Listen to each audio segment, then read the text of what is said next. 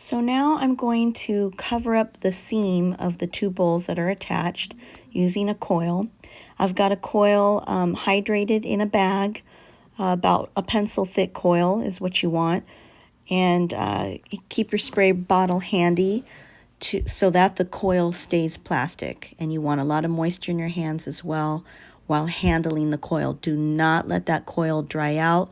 Keep it as plastic as possible. If you can't roll out one long coil to wrap around that seam of your jar, then make two separate coils and they can meet up on the jar. That works too.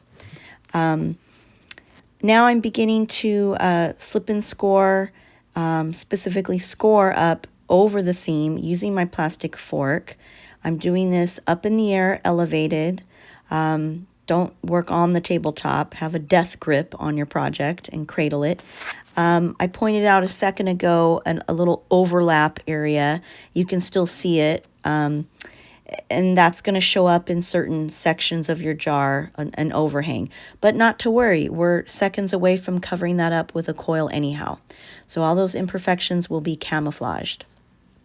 I just went over the seam with my paintbrush, so now I'm trying to build up some slip on the surface, and I'm using slip to do that as well. But you can also create slip directly on the jar. And now I'm scoring up the coil, and the coil is letting me score it up because it is in a highly plastic state. I'm attaching the coil right now over the seam. You'll have to guide it. It'll want to kind of drop down or move up or be kind of wavy. So really guide it with your fingertips. Press firmly against the seam. You'll have a little bit of excess coil perhaps. Just rip that off, that excess piece. And so yes, your jar is going to look like the planet Saturn with a ring around it. That's only temporary. So I use my fingertips to kind of pat it down. I'm trying to bond that coil to the jar. And now you'll want to take a popsicle stick, not a coffee stirrer stick that I put in your kit, but a popsicle stick, which you should have in your kit. Hopefully you do. And I'm now blending upward towards the ceiling. I'm blending the top of the coil, dragging that clay up towards the ceiling. I'm going to go all the way around to do that. Of course, blending, as you guys know, leaves a hideous texture, which bothers perfectionist types. I get it. That will go away at a later date. But this is what I want you to work on over Thanksgiving break. Achieving this right here, what I'm doing. Making the two bowls, putting them together, slipping and scoring them together officially, and then attaching a coil over the seam. So now I've gone all the way around.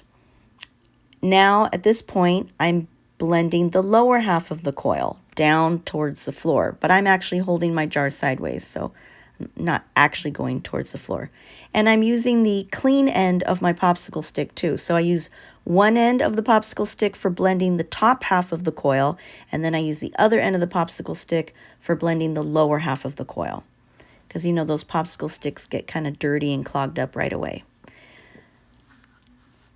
So again, that pencil thick coil is important. This is not going to look pretty. There may be some odd dents. It will look misshapen, but that's fine for now.